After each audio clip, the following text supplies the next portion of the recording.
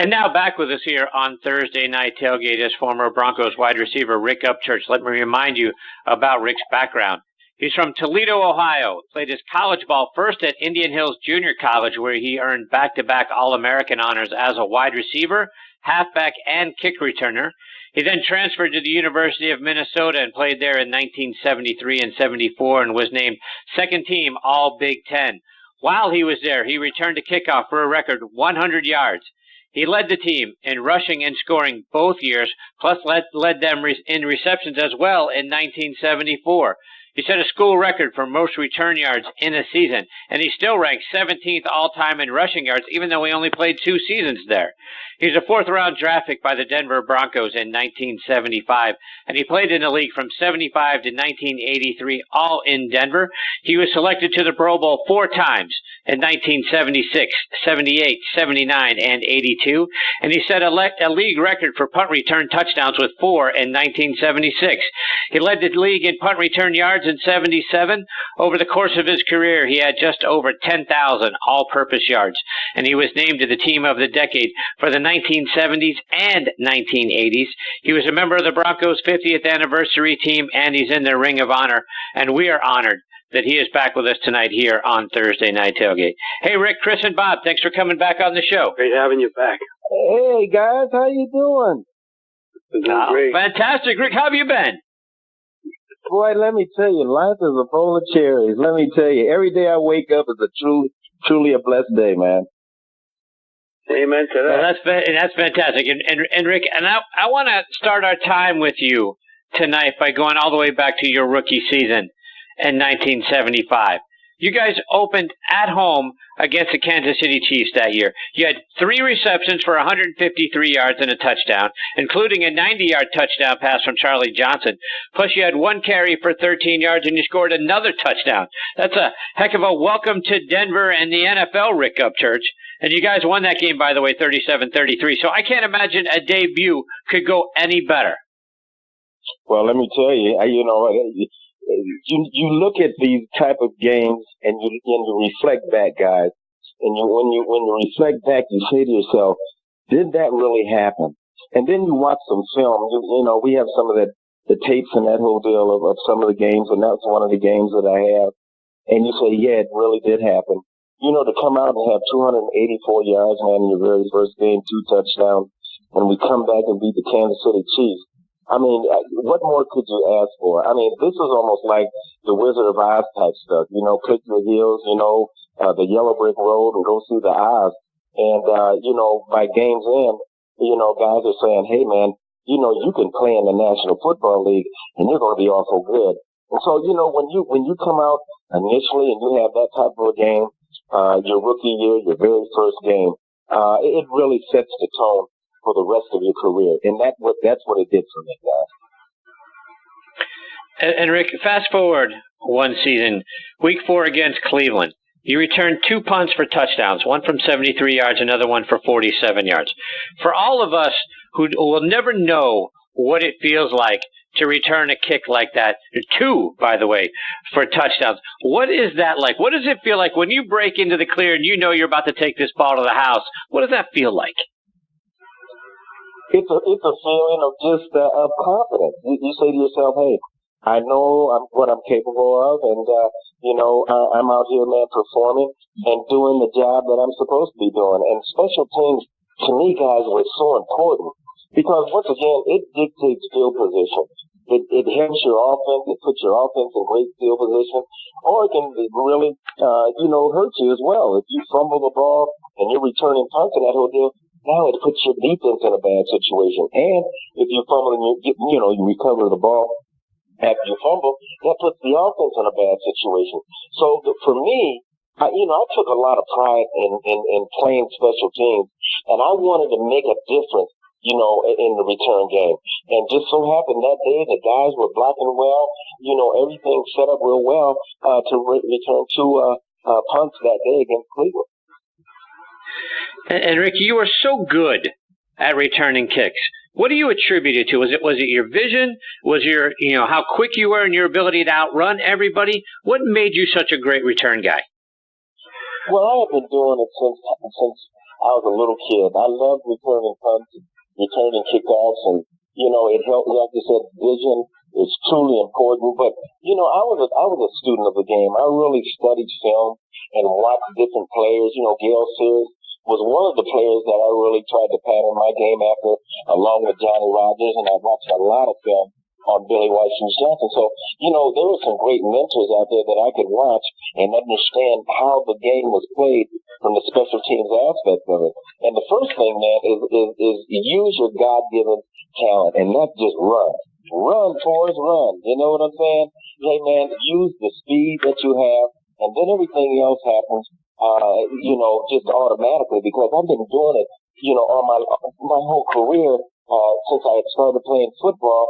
I understood how to read the blocks. I understood where to accelerate. I understood, man, how to set up guys to block. So, you have to do it a long time, and it's something that you have to want to do, and that's something I really took pride in, guys. Bob, questions for Rick? And more about that, Rick. I mean, it's such a specialized game nowadays, but you return both the punts and kicks. A lot of teams I watch now, they have guys, specific guys for every little thing. Did you take a different mindset, Rick, when you did a punt return as opposed to a kick return? I know there's a little bit different kind of strategy going into both, but and explain that to our listeners. Well, for me, I had to study kickers in that whole deal, because when we watch film, we say, look, he's kicking the ball deep. And back then, remember, the balls weren't really going into the end zone. We were catching them at the 1 or 2 or right at the goal line in that whole deal. They changed, where the kickoff is today. But, a lot of them were kicked. So you had to really understand that if the guy kicked the ball real deep, that now instead of your guys up front dropping 10 yards or 15 yards, they're now going to have to maybe drop 15 yards and then maybe 25 yards because of the deep kick. You want those blockers, man, to engage soon, just like as a running back. Soon as they engage, now you can hit that hole and get upfield, man, and use your speed. So I would watch a lot of film on the guys on the kickoff and how deep they would kick it, their hang time, all of those type of things. And we would set that stuff up so good, guys, and we would time it out, man. And these guys would make their blocks, and they made the game easy for me, guys. And then, like I said, the rest was a God-given talent of getting upfield and beating people to the end zone. I think we talked to this about the altitude in Denver before, Rick. I'm not sure if you lived there all year round, but it seemed that you told us that you could see your opponents. You almost knew you had them where you wanted to at one point in the game, because they're just not used to it, and you guys practiced it all time. I'm sure it gave you an advantage mentally every game.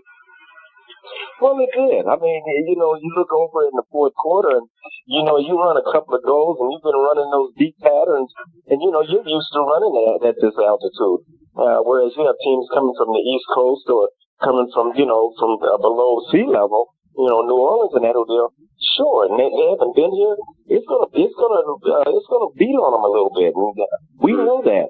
And a lot of times we would win games in the fourth quarter because we could laugh and we could beat people because we were used to the altitude here. But understand this. Everybody's in shape, guys. I mean, we use that a little bit too much. Everybody's in shape. Everybody's been in training. They should be able to work through that whole situation, man. And because these are high-class athletes.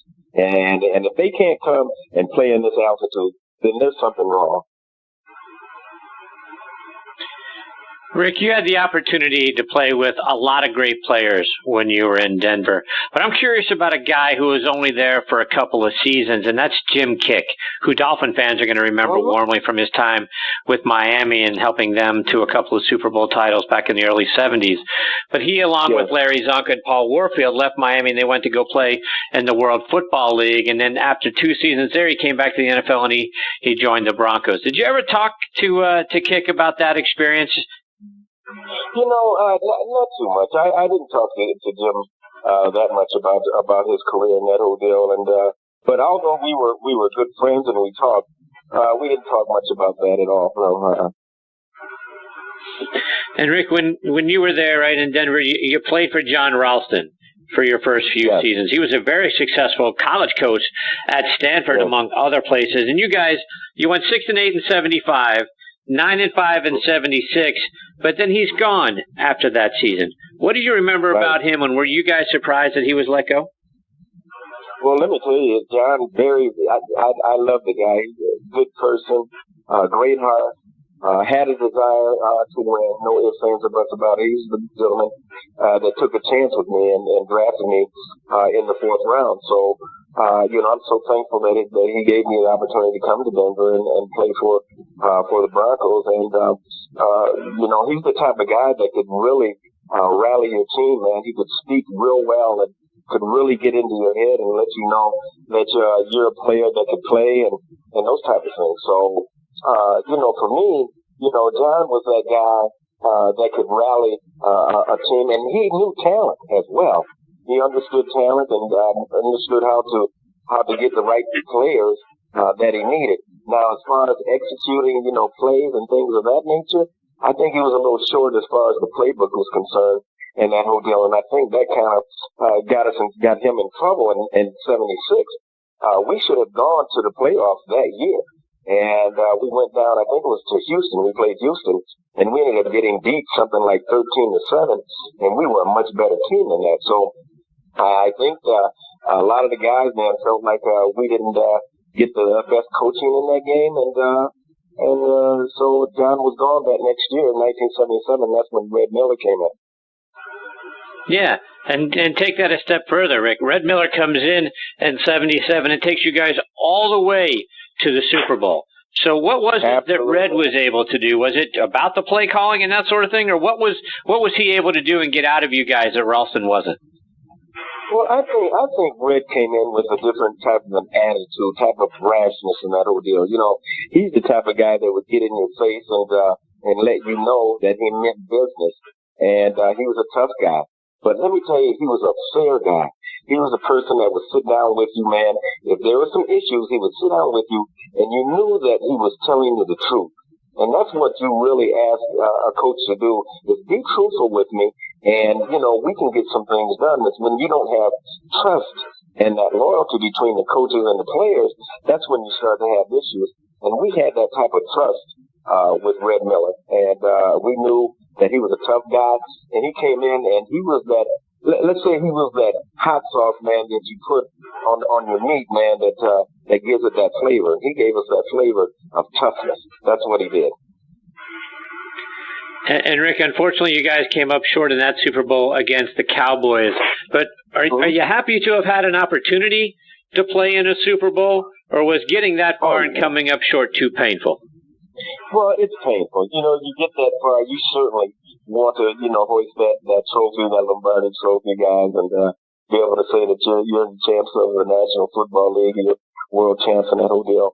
But also, just to get there, a lot of folks talk about, it's second place and all that type of stuff. All the work that you put in there to get there and be able to have an opportunity and a chance to be able to hoist that Lombardi trophy is something that you'll never forget. And I will never forget that game against Dallas and that whole deal. And, it was a part of my life that I just say, you know what, there's a lot of guys that never got a chance to go, but I had the opportunity, and I'm thankful. Bob, one more for Rick before we let him go? Yeah, sure, Rick. And I know your rookie year was the last year for the great Floyd Little, who here in Connecticut, I grew up about 10 miles from his high school, and he's so revered here in Connecticut. Hall of Famer, probably the first one you play with. Your memories of Floyd? Floyd, just a great guy. Once again, he was a leader of that team. Remember, if not for Floyd Little being drafted there, the number one draft choice for the Denver Broncos, the Denver Broncos might not have been there because Floyd came in and brought some flavor in, guys, that and the fans here loved Floyd as well. They loved him dearly, and he was the rescuer for this franchise still being here in Denver, and he was a great mentor for me. When I got here, unselfish, loving guy, and he was always straight with you. So I'm so thankful I had the opportunity to play with the Hall of Famer like Floyd Little. Rick, remind our listeners, what are you doing now? Well, my wife and I, we have a wonderful company. We're with a wonderful company called World Ventures Travels, and we're in the travel business, man. And we like folks to be able to travel and go on vacations and be able to afford it, take their families. So we have a great company that's out of Plano, Texas, man, and we're doing some wonderful things and employing people and letting people, man, live life in that Odell. And then also, I've been fighting leukemia, in that Odell, and so we continue to go around and raise money for different rural areas, man, that are out there with folks that really need help as far as being able to travel and go see their loved ones in children's hospitals and that whole deal. So we still make blankets and we sell those blankets and we help these communities out. We have golf tournaments and those type of things. So that's what we're doing now, man. We're going to continue to help these families out. That's for sure. Well, Rick, it's been great having you as part of the show tonight, having you back with us. We hope you'll come back soon, share more of your stories and your insights with us, because you're fantastic. You know what, guys? Thank you so very much. And what you guys do really brings the flavor back and bringing us old guys back to be able to reminisce. Thank you guys so very much. It's our honor. Thank you. Yeah, we appreciate you, Rick. All the best to you and your family. We look forward to catching up with you again soon. Bye-bye. Thank you. That is former Broncos wide receiver Rick Upchurch. Will Bob and I come back? We're going to be turning on our Thursday Night Tailgate Spotlight on the Positive and hear about great players doing great things in their communities. We'll wrap up the show, and we're going to do all of that on the other side of these words about our friends over at the Salt Creek Golf Retreat and Doubleback Winery.